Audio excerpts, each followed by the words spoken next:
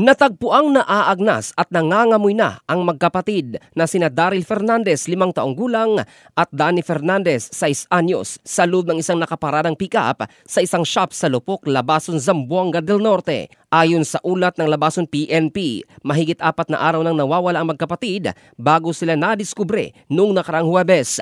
Napansin umano ng mga residente ang matapang na amoy mula sa shop, kaya hinanap nila ang pinagmulan hanggang sa matagpuan ang mga bata sa loob ng sasakyan. Batay sa investigasyon, lumalabas na naglalaro umano ang dalawa sa loob ng pick-up na may sirang pinto at mahirap buksan. Posible din umanong natrap ang mga ito at hindi na nakalabas, kaya sila ay nasakal at nasuffocate.